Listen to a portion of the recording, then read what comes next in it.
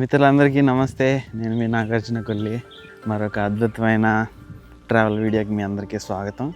ఈరోజు వచ్చేసి మనం పశ్చిమ గోదావరి జిల్లాలో ఉన్నటువంటి గుంటుపల్లి దగ్గర ఉన్నటువంటి బౌద్ధ గుహలను చూడటానికి వెళ్ళబోతున్నాం. ఇక్కడికి రావటం వచ్చేసి చాలా తలనొప్పిగా అయిపోయింది నాకు. పొద్దునే మా ఊరు నుండి విజయవాడ వరకు బస్సులో వచ్చాను. అక్కడి నుంచి ఏలూరు వచ్చాను. ఏలూరు నుండి కామవరపుకోట రావాల్సి వచ్చింది. కామవరపుకోట నుంచి ఇక్కడికి రావటం మాత్రం చాలా ఇబ్బంది అయిపోయింది. సో మధ్యలో బస్సులు కానీ ఆటోలు కానీ చాలా తక్కువగా ఉన్నాయి. ఇంతటి వరస్ట్ రోడ్ని అయితే నేను ఎక్కడ చూడలేదు. మీకు స్క్రీన్ మీద ఇస్తున్నాను చూడండి.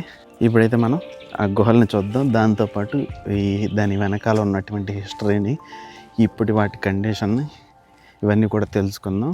పదండి.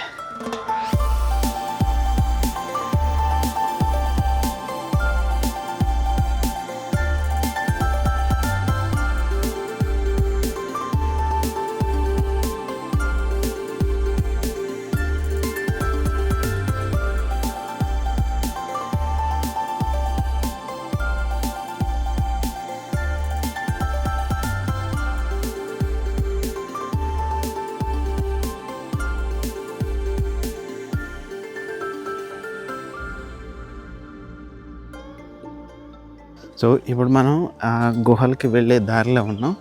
చుట్టూతో చూడొచ్చు. మన ప్రతి టూరిస్ట్ ప్లేస్లోని ఎట్లా ఉంటుందో అట్లా చెత్త చెదారంతో ఉంది. లెక్క అయితే ఇలాంటి పర్యాటక ప్రదేశాలు చాలా అందంగా శుభ్రంగా ఉండాలి. కానీ మన దేశంలో ఏంటో ఖచ్చితంగా వీటి దగ్గరే పరిశుభ్రత లేకుండా ఉంటాయి. అది పక్కన పెడితే కనుక ఎదిగండి మనం వెళ్ళబోయేది ఆ పైన ఇక్కడ కొండరాయి కనిపిస్తుంది కదా. సో అక్కడికి వెళ్ళాలి. ఇక్కడ ఒక ఆర్కియాలజీ డిపార్ట్మెంట్ వాళ్ళది ఒక చిన్న టికెట్ కౌంటర్ లాంటిది ఉంది. సో ఇప్పుడు అక్కడికి వెళ్ళాలి. మనం టికెట్ ఉండొచ్చు, తీసుకుని పైకి వెళ్దాం. కొండల మధ్యలో ఉన్నాం కదా, మంచి చల్లగాలి వేస్తుంది. ఇవాళ వచ్చే హడావుడిలో పవర్ బ్యాంక్ తెచ్చుకోవటం మర్చిపోయాను. సో ఈ ఫోన్లో ఎంత ఛార్జింగ్ అయితే ఉందో దాంతో మేనేజ్ చేయాలి రోజు మొత్తం. ఇక్కడ కుదిరితే కనుక ముందు ఛార్జింగ్ పెట్టేసుకుని ఆ తర్వాత మొత్తం షూట్ అంతా చేస్తాను. సో ఇక్కడ వచ్చేసి మనకు టూరిజం ఆఫీస్ ఉంది. మనకి ఎంట్రీ టికెట్ కూడా తీసుకోవాలన్నమాట, 25 రూపీస్. సో టికెట్ తీసుకుని ఎంటర్ అయితే కనుక మనకి వ్యూ ఎలా ఉంది. సో మనమైతే ఇప్పుడు తీరా వెళ్ళాలి. Let's go.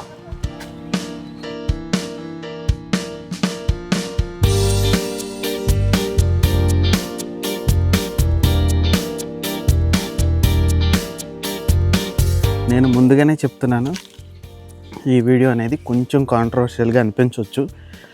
ఎందుకంటే ఇక్కడ ప్రస్తుతం జరుగుతున్న విధానాలకి ఇక్కడ యాక్చువల్గా జరిగిన చరిత్రకి కొంచెం డిఫరెన్స్ ఉంది. ఆ కారణం చేత కొంతమందికి నేను చెప్పే విషయాలు నచ్చకపోవచ్చు. కానీ నేను చరిత్రను పూర్తిగా అధ్యయనం చేసిన తర్వాతే ఈ విషయాలన్నీ చెప్తున్నాను. కాబట్టి చెప్పిన తర్వాత దీనికి సంబంధించిన వివరాలన్నీ కూడా మన డిస్క్రిప్షన్లో ఇస్తాను. ఎవరన్నా మళ్ళీ చెక్ చేయాలనుకుంటే కనుక చెక్ చేయొచ్చు. సో ఎందుకు ఈ విషయం చెప్పాల్సి వస్తుందంటే, ఇవాళ మనం చూడబోయేది వచ్చేసి గుహాలయం. ఇంతకుముందు మనం ఉండవల్లిలో ఉన్నటువంటి గుహలను చూసాం కదా, అదేవిధంగా ఇక్కడ అంతకంటే ముందలే చాలా గుహాలయాలను అయితే నిర్మించారు. యాక్చువల్గా ఈ గుహలు వచ్చేసి బౌద్ధ గుహలు. వాటిల్లో ఉన్నటువంటి బౌద్ధ స్తూపాలని ఇక్కడ ఉన్నటువంటి స్థానిక ప్రజలు శివలింగాలుగా భావిస్తూ పూజలు నిర్వహిస్తున్నారు. సో పూజలు నిర్వహించడం అంత తప్పని నేను అన్నాను.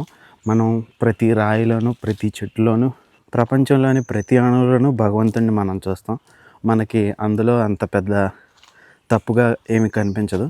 సో ఇవాళ మనం ఈ బౌద్ధ గుహల చరిత్రతో పాటు అసలు ఇవి ఎందుకు బౌద్ధ గుహలు అని చెప్పి నేను చెప్తున్నాను అనే విషయాలన్నీ కూడా తెలుసుకుందాం. సో ఇప్పుడైతే కనుక మనం గుహల లెవెల్ వరకు వచ్చేసాం. సో ఒక్కొక్క గుహని చూసుకుంటూ వెళ్తూ వాటి చరిత్ర, వాటి నిర్మాణం గురించి తెలుసుకుందాం.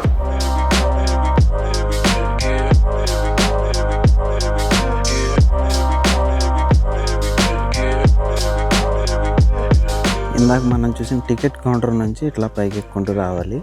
సో మొత్తంగా మనం ఈ గుహాలయాల సముదాయంలో చూసుకుంటే 2 భాగాలు ఉంటాయి. ఒకటి వచ్చేసి ఇప్పుడు మనం ఉన్నది, ఇది కింద భాగం అనుకుంటే కనుక ఆ పైన మెట్లు కనిపిస్తున్నాయి కదా, అవి పైకి తీసుకెళ్తున్నాయి కదా. సో ఆ పైన వచ్చేసి రెండవ భాగం ఉంది. సో ముందుగా ఈ కింద భాగం చూసుకుని ఆ తర్వాత అటు వెళ్దాం. ఇక్కడ చూసుకుంటే కనుక మనకి ఫస్ట్ ఇది గుహాలయం. సో ఈ కింద భాగంలో అది గుహాలయం ఒకటైతే కనుక రెండోది వచ్చేసి బుద్ధిస్ట్ మొనాస్టరీ. ఫస్ట్ ఒక్కొక్కటి చూసుకుంటూ అక్కడికి వెళ్దాం. మీరు ఇప్పుడు చూస్తున్నది వచ్చేసి రాతి గుహాలయం. లోపల వచ్చేసి మనకు ఒక స్తూపం ఉంది. సో ఇక్కడే కొంచెం కాంట్రవర్షియల్గా అనిపించే విషయాలు అయితే మనం చూడబోతున్నాం. ముందుగా మనం ఈ రాతి గుహాలయంలోకి వెళ్ళక ముందలే మనకి నంది విగ్రహాలు 2 కనిపిస్తున్నాయి.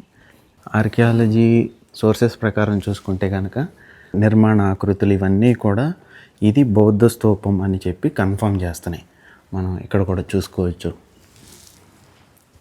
లోపలికి కూడా వెళ్ళి చూద్దాం. ఎదిగండి పైన కనిపిస్తుంది కదా. సో ఆ రోజుల్లో కొండని స్తూపాలుగా మలుస్తున్న కొత్తల్లో ఇలాగా పైన ఒక ఛత్రం లాగా కనిపించేలాగా చేసేవాళ్ళు. సో మీకు కనిపిస్తున్న ఈ పెద్ద ఆకారం వచ్చేసి ఒక స్తూపానికి సంబంధించింది. ఇది స్తూపానికి సంబంధించిందని ఎలా చెప్తున్నానంటే ప్రతి ఒక్క చైత్యంలో కూడా ఇలా ఒక స్తూపాకారం ఉండి దానిపైన ఒక ఛత్రం అంటే ఒక గొడుగు వచ్చేలాగా చేసేవాళ్ళు అనమాట. ఇక్కడ కూడా మనం చూసుకోవచ్చు. కింద మనకి స్తూపాకృతి ఉంది, పైన వచ్చేసి గొడుగుకి ఉండేటువంటి రిబ్స్ అంటారు కదా. సో అలా ఉంది కదా. సో ఈ స్తూపం పైన ఒక నలుచదరపు కన్నం లాంటిది ఉందంట. దానిలో నుండి ఒక ఇనప కడ్డీని ఆ పై వరకు కనెక్ట్ చేసేవాళ్ళంట. అంటే ఇది స్తూపం, ఈ పై భాగం అంతా కూడా ఒక గొడుగులాగా, ఆ గొడుగుని స్తూపాన్ని కలిపే కడ్డీనేమో గొడుగు కర్రలాగా అనమాట. కానీ దీన్ని వచ్చేసి ఇప్పుడు ఈ చుట్టుపక్కల ప్రాంతాల వాళ్ళు, గ్రామాల వాళ్ళు శివాలయంగా భావిస్తున్నారు. సో అందులోనూ ఈ యొక్క స్తూపానికి వాళ్ళు ఇచ్చిన పేరు ఏంటంటే ధర్మలింగం. కానీ ఇక్కడ ఇంకొక విషయం ఏంటంటే మనం ఈ గుహాలయంలోకి వెళ్ళక ముందలే చూసాం కదా నందుల విగ్రహాలని.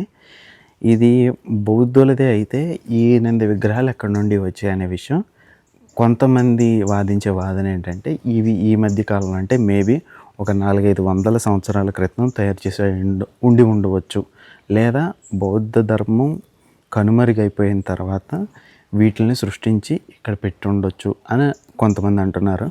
మనం చూస్తున్న ఈ గుహలు వచ్చేసి సామాన్య శకం పూర్వం 2వ శతాబ్దానికి సంబంధించినవి.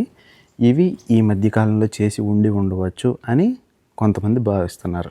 కేవలం ఈ ఒక్క కారణంగానే కాదు, మనం నెక్స్ట్ స్టేజ్కి వెళ్ళినప్పుడు ఇది బౌద్ధులకు సంబంధించిన క్షేత్రం అనేది ఎందుకనేది ఇంకా కొన్ని ఆధారాలు మనం పైకి వెళ్ళాక చూద్దాం.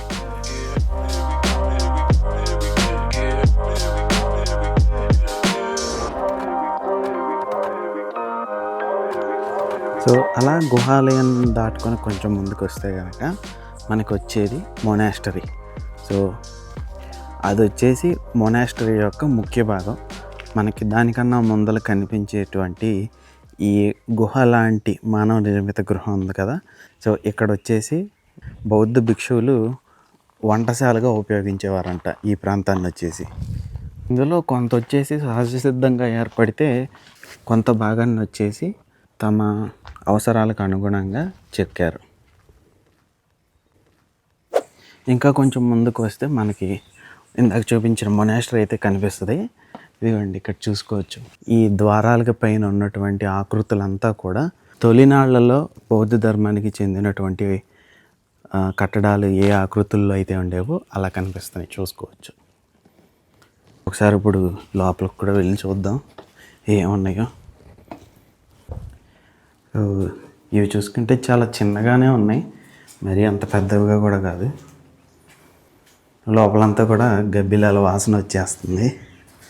పైన అంతా కూడా పెద్దగా ఆకృతులు ఏమీ లేకుండానే కనిపిస్తున్నాయి.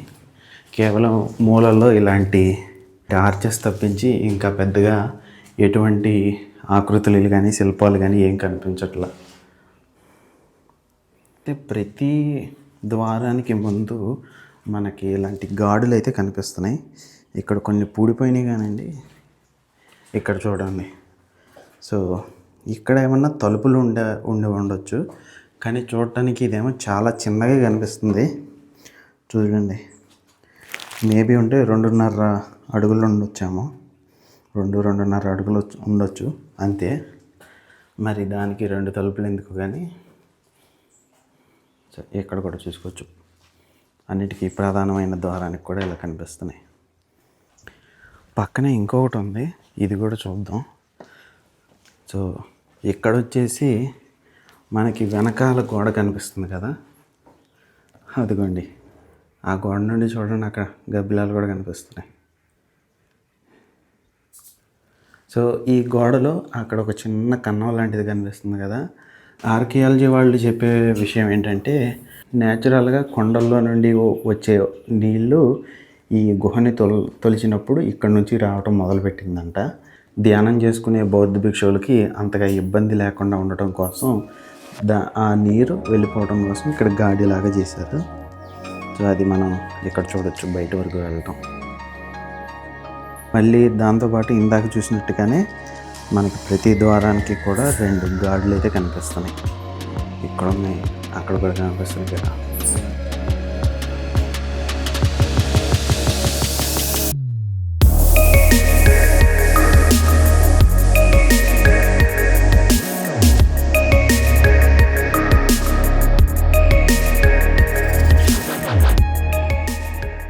మొనాస్టరీ అనేది బౌద్ధ భిక్షువులు ఇక్కడ ఉండి ధ్యానం చేసుకోవడానికి ఉపయోగించేవాళ్ళు. మనం ఇక్కడ కూడా చూసుకోవచ్చు, కొంచెం ఎత్తులో కనిపిస్తుంది. ఇలాంటి వాటిని నిద్రపోవడానికో లేకపోతే ధ్యానం చేసుకోవడానికి వాటికి ఉపయోగించేవాళ్ళు. ఇక్కడ గోడలకు కూడా చూడండి చాలా కన్నాలు లాంటివి చేశారు. మేబీ వీటిల్లో చెక్కలు లాంటివి పెట్టేసి అలమరాల కింద వాడేవాళ్ళేమో. కానీ ఇక్కడ కూడా చూసుకోండి, ఇక్కడైతే మనం చాలా ఈజీగా గమనించవచ్చు. ఈ పగులు కనిపిస్తుంది కదా, ఇక్కడ నుంచి నీటి ప్రవాహం అయితే మనకి తేలిగ్గా కనిపిస్తుంది చూడండి. సో అలానే ఇక్కడికి వచ్చాక ఇంకొంచెం ఎక్కువ అవుతుంది. సరిగ్గా ఇక్కడ చూస్తే వేళ్ళు కనిపిస్తున్నాయి, అలానే ఒక చిన్న కన్నంలాగా కూడా ఉంది. దీనిలో నుంచి నీటి ప్రవాహం బయటకు వచ్చేది వర్షాకాలంలో. ఆ నీరు పోవటం కోసం ఇలా చిన్న గాడిలాగా చేశారు. ఇక్కడ మనం తెలుసుకోవాల్సిన ఇంకొక విషయం ఏంటంటే, ఈ గుహల్ని ఎప్పుడైతే ఇలా నిర్మించారో ఆ రోజుల్లో వచ్చేసి ఈ పర్వతాన్ని మహానాగ పర్వతం అని పిలిచేవాళ్ళంట. అదే పేరుతో ఇప్పటికీ ఈ కొండల్ని నాగపర్వతం అని చెప్పి పిలుస్తారని నేను చదివాను. కొద్దిగా పైకి ఇక్కడ నుండి చూడండి, ఈ గుహలన్నీ కూడా ఎంత చక్కగా కనిపిస్తున్నాయో. ఇదంతా కొండ ఫేస్ని తొలిచి లోపలికి గుహల్ని తయారు చేశారు. ఇప్పుడు వచ్చేసి మనం ఈ గుహ సముదాయంలో ఉన్నటువంటి 2వ భాగానికి వచ్చాం. అసలు పైకి ఎక్కగానే మనకి ఇక్కడ ఒక మంచి చెట్టు ఒకటి ఉండి దాని కింద కూర్చోవడానికి అనువుగా ఉంది. అలానే పక్కన బెంచ్ ఉంది. ఇక్కడ నుంచి వ్యూ కూడా చాలా బాగుంది.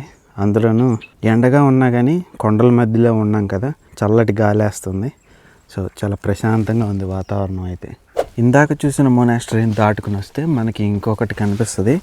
కానీ ఇది వచ్చేసి దానికన్నా చిన్న పరిమాణంలోనూ అలానే అసంపూర్తిగా కూడా ఉంటుంది. ఇక్కడి గదులు కూడా చాలా చిన్నగా, చాలా వరకు ద్వారాలు అలానే ముందుగా ఉండేటువంటి గోడలన్నీ కూడా పడిపోయి, ఇలాంటి చోట్ల కనీసం అసలు ఇక్కడ ద్వారం ఉండేదన్న ఆనవాళ్ళు కూడా లేకుండా పాడైపోయి.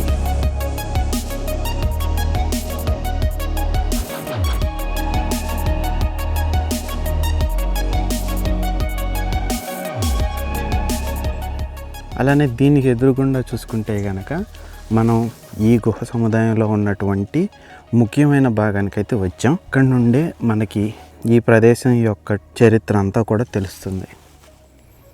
ముందుగా ఇక్కడ చూసుకుంటే కనుక మనకి పైకి రాగానే భూమిలో నుండి కొంచెం రాళ్ళు వరుస క్రమంలో ఉన్నట్టు కనిపిస్తాయి చూడండి.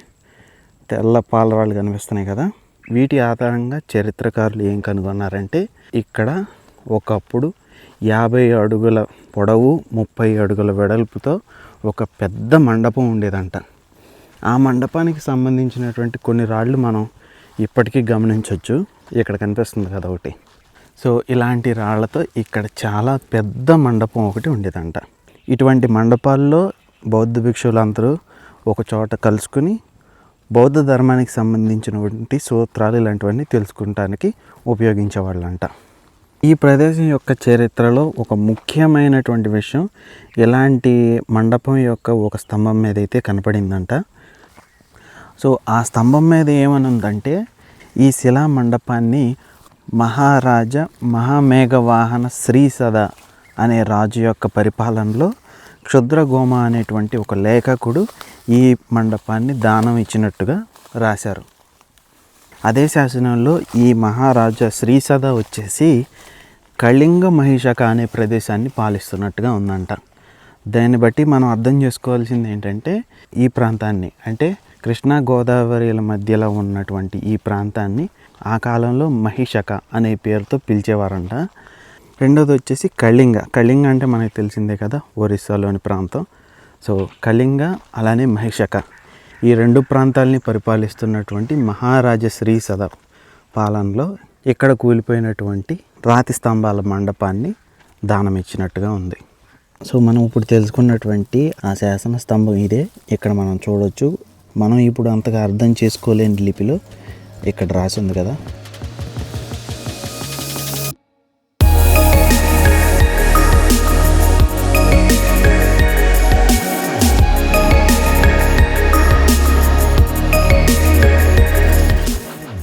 ఈ కనిపించే నిర్మాణం వచ్చేసి రాతితో నిర్మించినటువంటి ఒక చైత్యం. మనం ఇందాక గుహాలయంలో చూసాం కదా, అది వచ్చేసి ఏకరాతితో ఒక పెద్ద కొండరాయిని అలా మలిచారు. కానీ ఇక్కడ చూసుకుంటే కొన్ని చిన్న చిన్న రాళ్ళని కలిపి ఒక పెద్ద చైత్యంగా నిర్మించారు. అలానే ఇక్కడ రాతికి మధ్యన అసలు కొంచెం కూడా ఖాళీ ఏమీ లేకుండా ఒకదాన్ని ఎట్లా జాయిన్ చేశారో చూడండి. కొద్దిగా అంటే కొద్దిగా కూడా ఖాళీ తెలియట్లేదు. ఇక్కడ ఒక ఆశ్చర్య కల్పించే విషయం ఏంటంటే, ఇక్కడ మీకు కనిపిస్తున్న నిర్మాణాలన్నీ వచ్చేసి సామాన్య శక పూర్వం 2వ శతాబ్దం నాటివంట. ఇంతకుముందు బౌద్ధానికి సంబంధించిన చాలా వీడియోల్లో మనం అసలు స్తూపాలు ఎందుకు నిర్మించేవాళ్ళు అనేది తెలుసుకున్నాం కదా. ఇక్కడ అందుకు కొంచెం భిన్నంగా ఉన్నటువంటి స్తూపాలను అయితే చూడవచ్చు మనం. మీకు ఇక్కడ కనిపించేది ఒక మెయిన్ స్తూపం అయితే కనుక, దీని చుట్టూతో చిన్న చిన్న స్తూపాలు చాలా కనిపిస్తున్నాయి మనకి. ప్రధాన స్తూపాల్లో వచ్చేసి కొన్ని బౌద్ధ ధాతువులు అంటే గౌతమ బుద్ధుని శరీరంలోని కొన్ని భాగాలు ఉంటే, ఇలాంటి వాటిలో గౌతమ బుద్ధుని ప్రతిమలు కానీ శరీర ధాతువులు కానీ ఏమీ ఉండేవి కాదు. కేవలం ఎవరో ఒక బౌద్ధ భిక్షువు యొక్క జ్ఞాపకార్థం ఇలాంటి వాటిని తయారు చేయించేవాళ్ళు ఆ రోజుల్లో. అలాంటివి ఇక్కడ లెక్కలేనన్ని ఉన్నాయి. ప్రధాన స్తూపం దగ్గరికి వెళ్ళే ముందు ఒక చిన్న విషయం చెప్పుకుందాం. సో ఇక్కడి ప్రజలు ఈ ప్రాంతాన్ని శివునికి సంబంధించిన ఒక ప్రదేశంగా చెప్పుకోవడానికి ముఖ్యమైన కారణం ఏంటంటే, ఈ ప్రదేశాన్ని దర్శించినటువంటి అనేక మంది యాత్రికులు వారికి సంతానం లేకపోతే ఈ ప్రదేశాన్ని దర్శించిన తరువాత వాళ్ళకి సంతానం కలగటం వల్ల ఇది ఒక శివాలయంగా భావిస్తున్నారు. అందులోనూ ఇందాక మనం చూసినటువంటి గుహాలయం ఉంది కదా, దాన్ని వచ్చేసి ధర్మలింగేశ్వర స్వామి అన్న పేరుతో పూజిస్తున్నారు. ఆ శివలింగాన్ని పూజించిన తర్వాతే వాళ్ళకి సంతానం లేకపోతే సంతానం కలిగిందని కూడా చెప్తున్నారు. ఈ రీజన్ ఎక్కువగా బలంగా వాళ్ళు విశ్వసించడం చేత దీన్ని ఒక హిందూ ప్రదేశంగా భావిస్తున్నారు. ఈరోజు మనం చూసుకున్న ప్రదేశం అంతా కూడా ఇక్కడ నుంచి చాలా చక్కగా కనిపిస్తుంది. సో మొట్టమొదటిగా మనం అక్కడి నుంచి బయలుదేరాం. అలా నడుచుకుంటూ ఇక్కడ కూలిపోయిన మండపాన్ని, అలానే ఆ పైన వచ్చేసి ఇంకొక చిన్న మొనాస్టరీని, అలానే ఇక్కడ రాతితో నిర్మించిన చైత్యాన్ని, ఇటుకలతో నిర్మించిన చైత్యాన్ని, అలానే కింద చిన్న చిన్న స్తూపాలన్నిటిని చూసుకుంటూ ఆ చివరాఖరికి మనం ప్రధాన స్తూపం వరకు వచ్చాం. సో ఇక్కడ మీకు కనిపిస్తున్న ఈ మెట్ల మార్గం ఉంది కదా, ఈ ప్రదేశాన్ని మొట్టమొదటిగా కనుగొన్న రోజుల్లో ఏదో ఒక మెట్టు పైన ఒక శాసనం అయితే దొరికిందంట.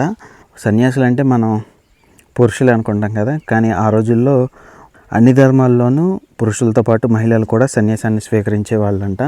అలాంటి ఒక మహిళ ఈ మెట్ల వరుసని దానం ఇచ్చినట్లుగా ఉందంట.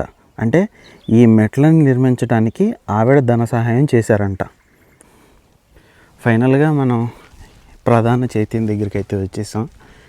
చైత్యం వచ్చేసి మనకి లోపల పాలరాతితో నిర్మించి కనిపిస్తుంది కదా, చుట్టూతో వచ్చేసి ఇటుకలతో నిర్మించిన నిర్మాణం అయితే ఉంది. ఇప్పుడు ఒకసారి లోపలికి వెళ్ళి చూద్దాం. అప్పట్లో ప్రతి స్తూపాన్ని ఇలా నిర్మించేవాళ్ళు. ప్రతి స్తూపం పైన కూడా ఇలాంటి చత్రం ఒకటి కనిపిస్తుంది. దాని చుట్టూతా ఇటుకలతో నిర్మించిన నిర్మాణం ఉంటుంది. రెండిటికి మధ్యలో ప్రదక్షిణలు చేయడానికి వీలుగా ఒక ప్రదక్షిణ పదం అనేది ఉంటుంది. మనం మొట్టమొదటిగా చూసిన గుహాలయం ఉంది కదా, అక్కడ కూడా ఇదే ఆకృతిలో స్తూపం ఉంది. కానీ దీన్ని చూడటం ద్వారా అక్కడ ఎలా ఉండేది అనేది మనం ఊహించుకోవచ్చు. పైన ఈ చత్రం లేకుండా మనకి గుహ యొక్క పైకప్పు కనపడింది కదా, ఆ పైకప్పుని ఈ చైత్యాన్ని కలుపుతూ మధ్యలో ఇక్కడ చూసుకుంటే మనకి ఒక చదరపు స్తంభం లాంటిది కనిపిస్తుంది కదా, సో అలాంటిదే ఇంకా బారుగా ఉండేదంట. కింద ఉన్న చైత్యాన్ని పైన ఉన్నటువంటి పైకప్పుని రెండింటిని కలుపుతూ అక్కడ ఉండేది. మనకి స్వాతంత్రం రాకముందలే ఆర్కియాలజికల్ సర్వే ఆఫ్ ఇండియా అనేది ఏర్పడింది, భారత పురాతత్వ శాఖ. సో అప్పట్లో ఈ ప్రాంతాన్ని పరిశీలించినటువంటి అలెగ్జాండర్ రియాకి ఇక్కడ బౌద్ధ ధర్మానికి సంబంధించినటువంటి కొన్ని వస్తువులు అయితే లభించాయి. అవన్నీ కూడా ఇప్పుడు నేను మీకు స్క్రీన్ మీద ఇస్తున్నాను చూడండి. సో ఇంతకుముందే మనం చాలా స్తూపాలని సందర్శించినప్పుడు మనం చెప్పుకున్నాం, గౌతమ బుద్ధుని శరీర ధాతువులు, అలానే గౌతమ బుద్ధుని ప్రతిమల్ని ఇలాంటి స్తూపాల్లో పెట్టేవారు. సో అవే ఇక్కడ కూడా దొరికాయి. అవి స్క్రీన్ మీద తీస్తున్నాను చూడండి. చివరిగా నేను చెప్పదలుచుకుంది ఏంటంటే, ఈ వీడియో చేయటం ద్వారా నేను చాలామంది హిందువులకి కోపం కలిగించిన వాడిని అవ్వచ్చు. అందులో ముఖ్యంగా ఇక్కడి స్థానిక ప్రజలకి కొంచెం కోపం తెచ్చిన వాడిని అవ్వచ్చు. ఎందుకంటే వాళ్ళ విశ్వాసానికి వ్యతిరేకంగా ఉన్నటువంటి విషయాలన్నింటినీ చెప్తున్నాను కదా.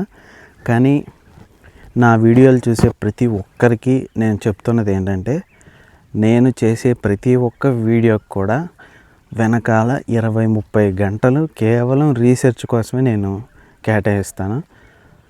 అలానే ఈ వీడియోకి కూడా నేను చాలా రీసెర్చ్ చేసిన తర్వాత మాత్రమే, చాలా పుస్తకాలని, చాలా రిపోర్ట్స్ని చదివిన తర్వాత మాత్రమే ఈ వీడియోని చేస్తున్నాను. సో మీలో ఎవరికన్నా వీటి గురించి ఆసక్తి, నేను చెబుతున్న వాటి పట్ల అపనమ్మకం ఉంటే ఖచ్చితంగా ఆ రీసోర్స్ని చదవచ్చు మీరు. నేను వాటి వివరాలన్నింటినీ కూడా కింద డిస్క్రిప్షన్లో ఇస్తాను, ఖచ్చితంగా చూడండి. సో ఫైనల్గా నేను చెప్పేది ఏంటంటే, ఇక్కడ ఉన్నటువంటి ఆర్కియాలజికల్ ఎవిడెన్స్ల పరంగా అంటే నిర్మాణ శైలి, అంతేకాకుండా కొన్ని ఇన్స్క్రిప్షన్స్ కూడా దొరికాయి కదా, అంటే శాసనాలు కూడా ఉన్నాయి కదా, మనం ఇందాక చూసాం కదా. ప్రాంతంలో బౌద్ధ భిక్షులు ఉండేవాళ్ళు, పలానా రాజు కింద ఉండేవారు, లేకపోతే ఈ పలానా భిక్షువు ఈ మండపాన్ని డొనేట్ చేశారు, ఇలాంటి విషయాలన్నింటినీ మనం చూసాం. సో వీటన్నిటి ఆధారంగా, అలానే ఇక్కడ ఉన్నటువంటి డైరెక్ట్ ఎవిడెన్స్ ఏంటంటే ఇలాంటి స్తూపాలు. ఇప్పుడు మనం చూస్తున్న ఈ స్తూపం దగ్గర మనం ఇందాక తెలుసుకున్నాం కదా, బుద్ధుని యొక్క ప్రతిమలు అలాంటివన్నీ. సో అవన్నీ మీకు స్క్రీన్ మీద కూడా ఇస్తున్నాను చూడండి. సో ఈ ఆధారాలన్నిటి ద్వారా మనం చెప్పగలిగింది ఏంటంటే, ఇది ఒక బౌద్ధ నిర్మాణం. దాన్ని స్థానికులు హిందూ పూజా విధాన పద్ధతుల్లో ప్రస్తుతం పూజిస్తున్నారు. అది అంత పెద్ద తప్పు కూడా కాదు. సృష్టిలో ఉన్న ప్రతి అణువులోనూ మనం దేవుణ్ణి చూస్తాం. సో ఇలాంటి వాటిల్లో పరమేశ్వరుడిని చూడటం అంత తప్పు కాదని నేను అనుకుంటున్నాను. సో ఫైనల్గా అయితే ఇదంటే వాళ్ళ వీడియో.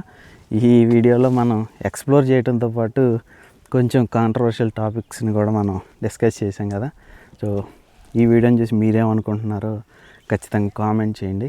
అలానే ఎవరన్నా కనుక నేను చెప్పింది తప్పు అనిపిస్తే కనుక ఆధారాలతో సహా కామెంట్ చేయండి. నేను వాటిని తెలుసుకొని ఖచ్చితంగా ఇంకొక వీడియో చేస్తాను కావాల్సి వస్తే కనుక.